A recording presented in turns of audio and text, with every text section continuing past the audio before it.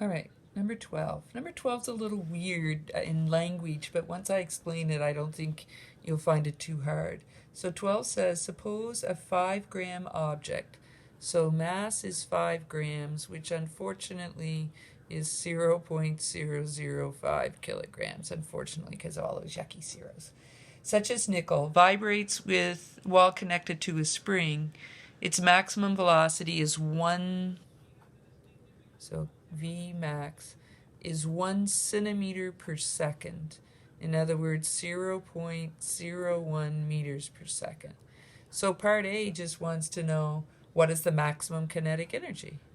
So EK max is equal to 1/2 mv squared. So EK max is equal to 1/2 0.005 kilograms times 0.01 meters per second squared. So half of 5 is going to be 2.5.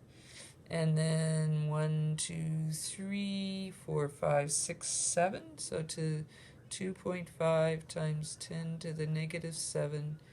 Oops, there's a squared here, even though I didn't write it in, joules. So that's it for part A. It's part B that's a little peculiar. Part B says, an object emits energy in the form of light of frequency. So in part B, the frequency of the light that it emits is 5 times 10 to the 14th hertz. Now here's the part that I worried might mess you up. And its energy is reduced by 1 step. What the heck does it mean, 1 step? Well, the object is releasing packets of energy, EPs, right? And the 1 step means one photon at a time. So going back to what Planck and Einstein said, things can't just release a continuous stream of energy, they have to do it in packets.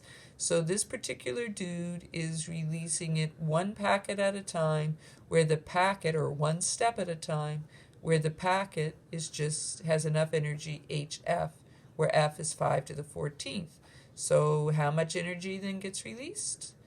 6.626 to the negative 34 joules seconds times 5 to the 14th hertz. And we find out that each packet has 3.313 times 10 to the negative 19 joules in it. So each time it releases a packet of energy, it loses 3.313 times 10 to the 19th joules. Okay? And that's how one logically gets to part C, which says, how many step reductions would the object have to make to lose all of its energy? So it has 2.5 to the negative 7 joules, and it releases 1 packet at a time, and each packet is 3.313 to the negative 19 joules.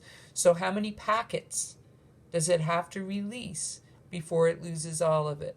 So the number of photons, packets, should be equal to E total divided by the 1 packet. Now the E total is just EK max.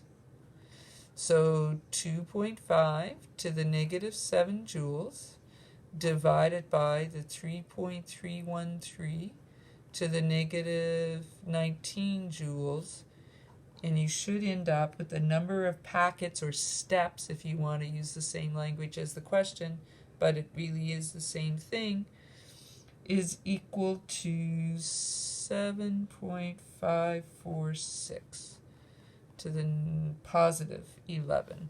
Okay, and it doesn't have units because joules divided, so it's just like that's the number of steps. Okay, so it has to give off a lot of packets before it loses it all. All right, and number 13 is using the momentum equation. So you haven't used that one yet.